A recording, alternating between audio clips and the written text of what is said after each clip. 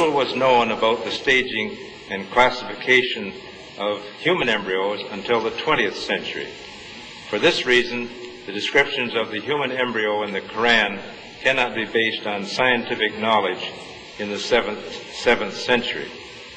The only reasonable conclusion is that these descriptions were revealed to Muhammad from God, from God, from God, from God, from God, from God.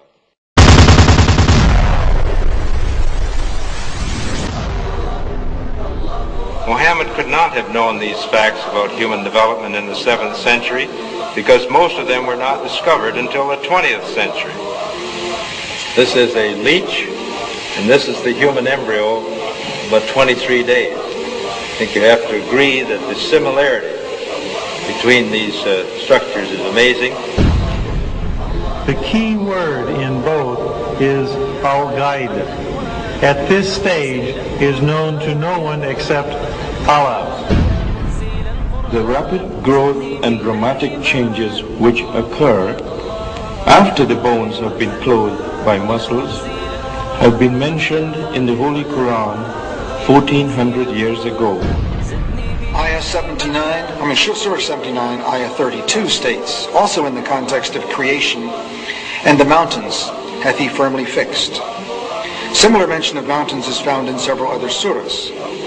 It is permissible to interpret this to imply that mountains are rooted and that modern geophysics has established deep crustal roots for the axial parts of mountain systems at converging plate boundaries. We need research into the history of early Middle Eastern oral traditions to know whether, in fact, such historical events have been reported.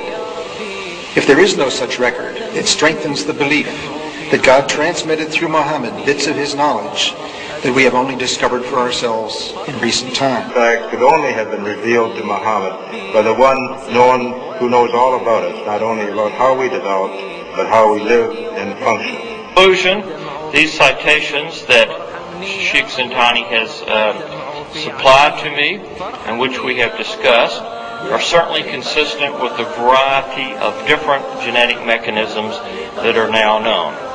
This certainly helps to emphasize the lack of conflict between religion and science. Thank you very much. There exist in Islamic writings several citations that are consistent with the genetic mechanisms that we now know. New disease which did not exist before will spread among them.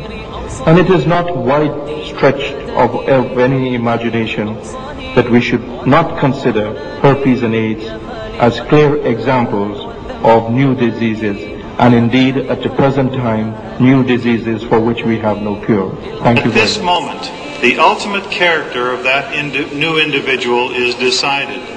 The Quran recorded these facts 1400 years ago. The most intriguing thoughts are from a hadith in Sahih Muslim, where Muhammad states as one of the signs of the coming of the Day of Judgment, next slide, that Arab areas will return to being fertile and green and with rivers.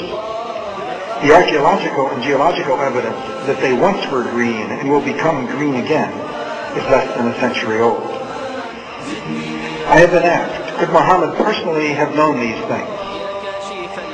The answer of a cautious scientist is, it is not impossible, but it would require a very sophisticated awareness of natural history. Without an understanding of sex development, the verses in the Quran and the Hadith would be meaningless, as they were to Muslims until new knowledge about embryology was developed in the last century.